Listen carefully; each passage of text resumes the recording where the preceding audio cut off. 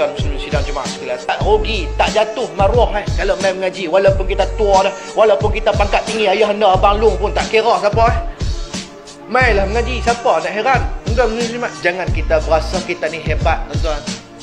Tak kira siapa, ayah anda kawasan, abang long, tok guru, ustaz, dan menteri, exco, siapa pun jawatan kamu, CEO dan sebagainya.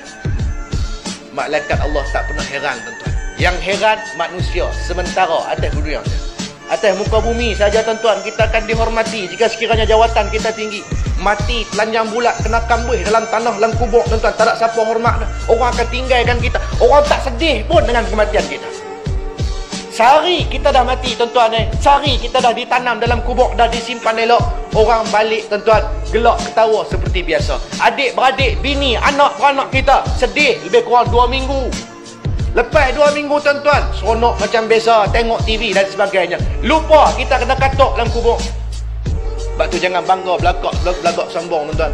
Tak pergi ke mana jawatan hebat kita tu tuan-tuan. Sampai masa terpisahlah jawatan itu daripada kita.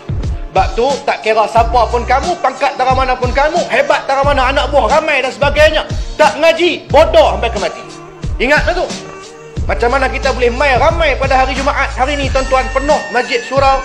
Kenapa tidak pada malam-malam yang lain? Sibuk sangatkah kita dengan dunia? Berapa banyak juta sangat bisnes yang kita buat sampai kita tak ada nak main luang masa mengaji. Padahal kita ni kurang lagi ilmu. Tuan-tuan, jangan jadi manusia yang Allah Ta'ala sebut dalam Quran surah Al-Baqarah, fi qulubihim maradun fazadahumullahu marada. Dalam hati ni ada penyakit.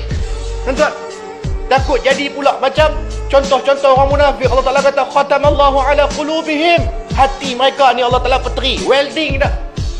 Tak berasa nak buat baik, tak berasa nak buat ibadah, tak berasa nak buat kebajikan.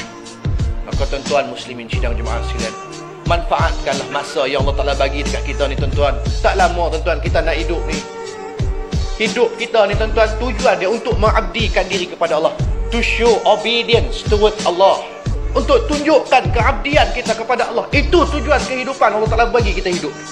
Bukan hanya untuk cari makan kedara, masuk waktu malam kita lena, bangun lena, pergi kerja dan sebagainya. Bukan itu saja tujuan. Tujuan yang lebih penting, priority, aulawiyatnya, menunjukkan, mengabdikan diri kita sebagai hamba Allah Subhanahu Wa Ta'ala. Tu. Maka sedar diri kita tuan-tuan muslimin sidang jemaah sekalian. Allah Ta'ala bagi pada kita ni semua sama aja, 24/7, 24 jam sehari, 7 hari seminggu. Kenapa ada orang boleh buat ibadah? Kenapa ada orang boleh main sembahyang berjemaah? Kenapa ada orang boleh main mengaji walaupun dia sibuk? Kenapa kita tak boleh? Kita saja mencari alasan. Tapi kalau bab makan kedara, bab terima duit ringgit, jauh pun kita pergi. Betul tak tuan? Kerana itulah yang hati kita nak, itulah yang nafsu kita nak. Tapi kalau main bab mengaji nak mengeluarkan kita daripada kejahilan, kita pakat-pakat beri alasan untuk mengelak.